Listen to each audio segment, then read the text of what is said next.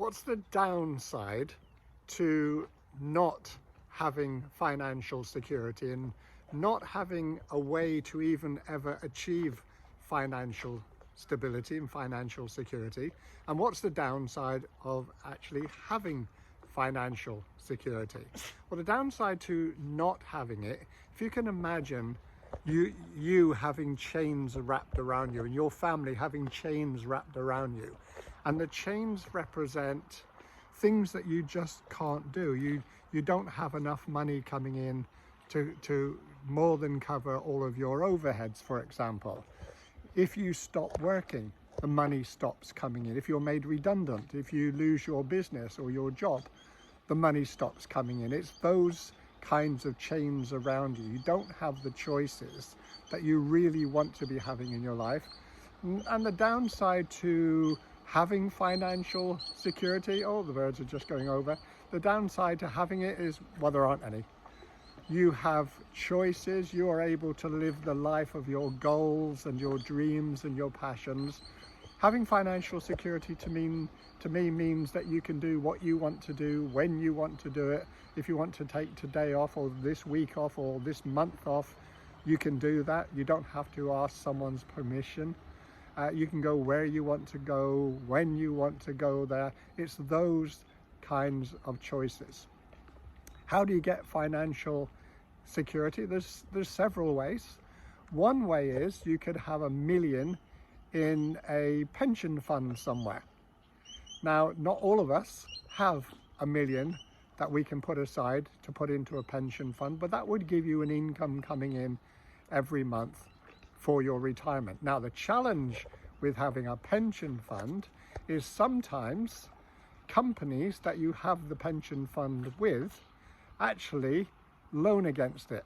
And we probably are all aware of people that are about to retire and the company they've had the pension fund with for the last 40 years, 50 years, has gone into liquidation. They've gone bankrupt and they've lost all of that money.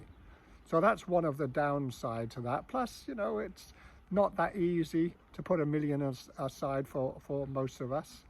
Another way you could get financial stability, so you have money coming in whether you work or not, is you can invest in properties.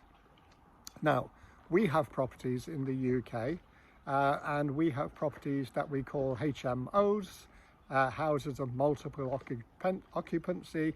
And the rule of thumb with those is for every one of those you have that has maybe 6 tenants in them, you make about $1,000 a month net, whether that's euros, US dollars, pounds. They're all pretty much the same at this stage.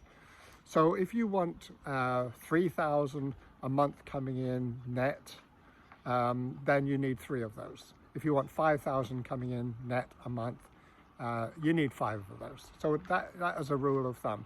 And that's something that most people can do if they have the money for the deposits, if they have money for the renovations. That quite often comes with buying one of these properties and getting them up to spec. Another way that you could have financial stability is you could write a good book, a best-selling book, or you could write a best singing song that is played everywhere. I'm not a writing a book person or writing a great song kind of person, so that was out for me.